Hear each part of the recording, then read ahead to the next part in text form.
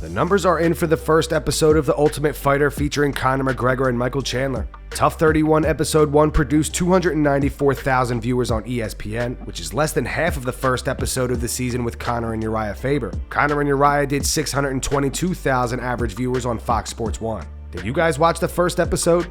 If so, what did you think? And how would you compare it to the season with Uriah? Let us know your thoughts in the comment section. Former UFC middleweight champion Chris Weidman has not fought since he broke his leg against Uriah Hall back in April of 2021.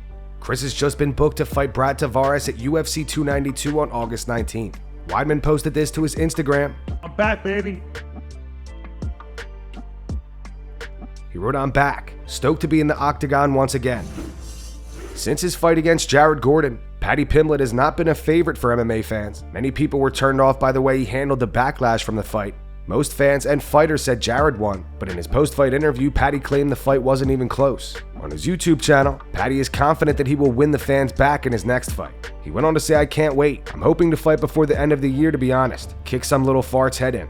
I was shit my last fight, lad. It was a bad performance. I've said it myself. You're only as good as your last fight, and I looked shit. But when I come back, everyone will be sucking my arse again."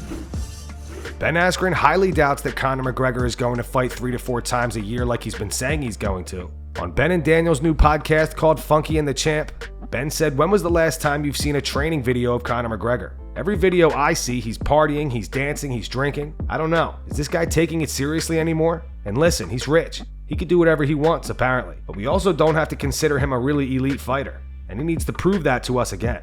Listen, I am not under the belief that Conor McGregor is ever going to fight regularly. I just saw he came out saying I'm going to fight 3 or 4 times in the next year. That ain't going to happen. Come on, man. He's fought 4 times in 6 years. Why would he fight 3 or 4 times in 1 year? That's crazy talk. And I'm not even convinced he's going to actually end up fighting Michael Chandler. Dustin Poirier, 2014, was the last person Conor McGregor's beaten who's still in the UFC. This guy is 1-3 in the last 6 years. Maybe I'm being a hater here, maybe I'm being a skeptic, but I want to see him fight someone. He's 1-3 in his last 4. That is over the last 6 years. He has 1 win against Donald Cerrone. He just hasn't been active at all. We've seen almost none of him. We haven't seen him since July of 2021. That was almost 2 years ago now. I think Conor in his delusions of grandeur probably still sees himself at the top of the heap and probably still sees himself getting another belt. And there's a chance, because listen, here's the thing about Michael Chandler. I love Michael Chandler. He was my college teammate, but every Michael Chandler fight is almost a coin flip. There's a chance Chandler is going to kill this dude. There's a chance he'll just go boom, put him down, but then he's going to try some crazy shit, and there's a chance he might get put down. McGregor hits hard. I don't know. I want Michael to win, but it could go either way. And if it goes either way, and it's a huge fight, they might throw him in for a title. Who knows? Justin Gaethje recently took shots at Conor McGregor while doing a joint interview with Dustin Poirier. On the DC and RC show, Gaethje said, he's a dog. What he's done to McGregor the last couple of fights, that was super impressive. I always love to see that dude get broken. So this guy's a dog. I know I'm going to have to be perfect. There's no need for animosity. We're 2 of the best and most violent athletes in the sport. We love what we do, we love the carnage, and we're both content with what we're about to put ourselves through. Back in April, Curtis Blaydes was TKO'd by Sergey Pavlovich in the first round.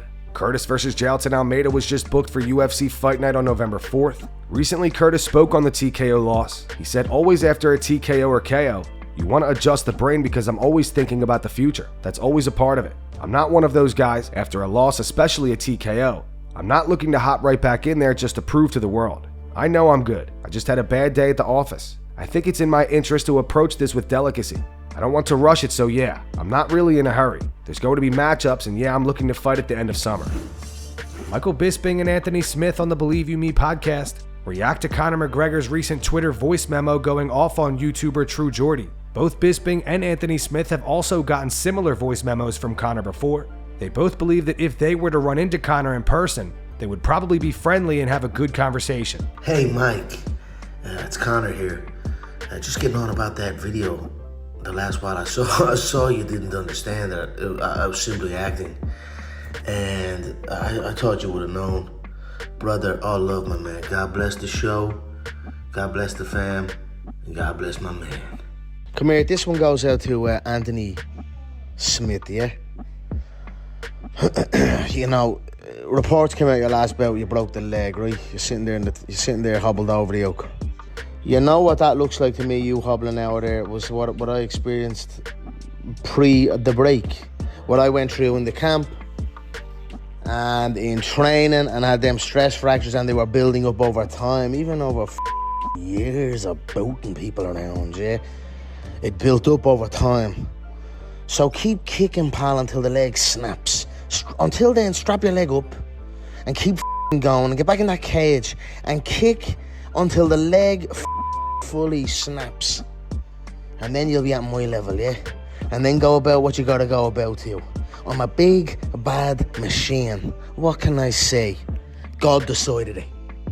Have you been the victim of a voice note yet, Anthony? From Conor? Yeah. Oh yeah. You got a voice note? I got about 8 in a row. Yeah. You haven't made it in this life unless you get a voice note from Conor. Yeah, I don't know. We go back and forth sometimes. I think deep down Conor respects us. I really do. I think he just gets irritated with us and wants to just stab back.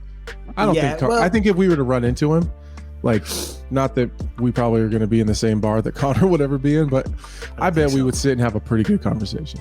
Yeah, look, listen, the reality is when you're all over the place, when a man like Conor McGregor, he makes headlines, he's a talking point. You got to get a thick skin. You can't be going back and sending voice notes to everyone. Dana White recently had words for MMA media. Dana did an interview with Robbie Fox from Barstool Sports. Robbie asked Dana what he thought about the backlash they got last week from some MMA outlets over the fact that Dana flew Robbie out to watch Power Slap.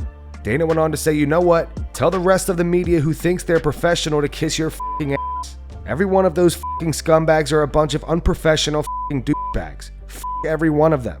I would love to see which quote-unquote professionals were calling you unprofessional. They're a bunch of f***ing bloggers. They're full of shit. And that's going to wrap it up for the news. Thanks for watching. If you enjoyed the video, be sure to subscribe to Full Mount MMA and click the bell icon to be notified when we post future ones. Here are the 3 top comments from last video. The first one's in reference to Dana White being upset with Jared Gordon over the weekend. It's from Nate Marks. Says it's really scary how dismissive and nasty Dana can be towards a fighter when they aren't favorites of his. The second one's in reference to Colby Covington saying John Jones is not the GOAT. It's from David. Says Colby, Jones isn't the GOAT, he's a drug cheat. Chael is the GOAT. He's never cheated. The final one's from 104 Wyatt. It's in reference to DC questioning Ben Askren's decision to box Jake Paul. It says Ben Askren never fails to make me laugh. And then in quotes he put he was supposed to suck, none of us knew yet. Those were the 3 top comments from last video. If you want to be featured on the next one, all you have to do is comment down below. If you missed yesterday's news, click the video on screen to get caught up. And make sure to go subscribe to our second channel where we post our exclusive MMA interviews.